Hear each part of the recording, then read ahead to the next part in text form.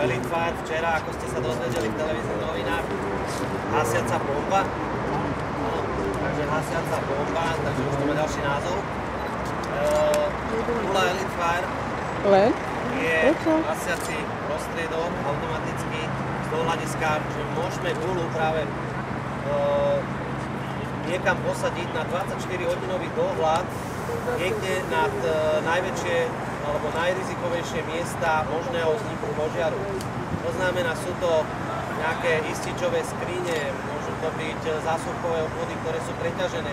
Tam dochádza veľakrát k prehriatiu a následnému vzniku toho plamienku, požiaru a tak ďalej. Pokiaľ to nemáme takýmto spôsobom nejak ošetrené, tak samozrejme potom aj v našej neprítomnosti dochádza k tým veľkým požiarom, ktoré musia riešiť naši hasiči. Prvú takú prezentáciu vám ukážeme práve odpal gule na ruke. Videli ste to, takisto ja si myslím, pokiaľ ste to videli, je to náš hasič z Trenčína, tak pokiaľ by ste mali niekto záujem to vyskúšať, konkrétne z vás niekto, tak môžete to vyskúšať, nemusí si ono prekať tú rukavicu, môžete vy. Chceme odprezentovať to, že gula nie je nebezpečná. Ja vás poprosím potom, keby ste ustúpili len kvôli tomu, lebo má to taký rozstrel, neublíži sám, bude len, aby ste neboli od prášok. Prášok je ekologický. Pokiaľ sa nadýchnete toho prášku, nič sa nestane, deti a tak ďalej, nie je zdraviu škodlivý. Pokiaľ napríklad po 5 rokoch, pretože garantovaná životnosť toho prášku, alebo respektíve tej gule, je 5 rokov minimálne. Môže to byť až 10 rokov, kedy môžeme predĺžiť. Keď gula nie je poškodená inak, tak môže to byť až 10 rokov, kedy bez servisu, bez akýchkoľvek zásahov do toho, tá gula je funkčná.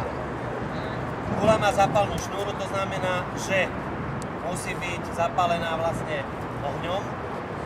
Je to 3 až 10 sekúnd trvá, kým dojde k tomu pyronáboju, ktorý je vnútri.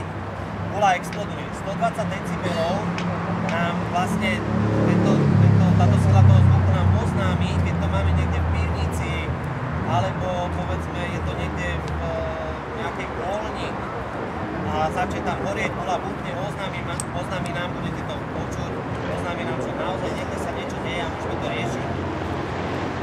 Takže prejdeme k tej prezentácii na ruke. Dobre fúka vietor smerom k vám, takže budete cítiť aj prášok. Kde je? Tam je za. Dobre. Iňo.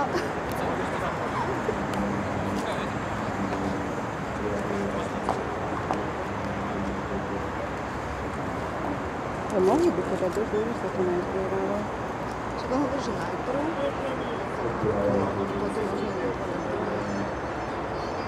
Prosím.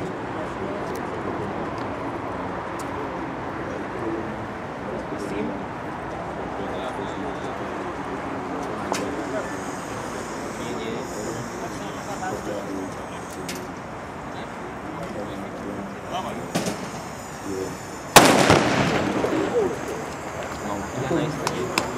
No, dobrá fotka.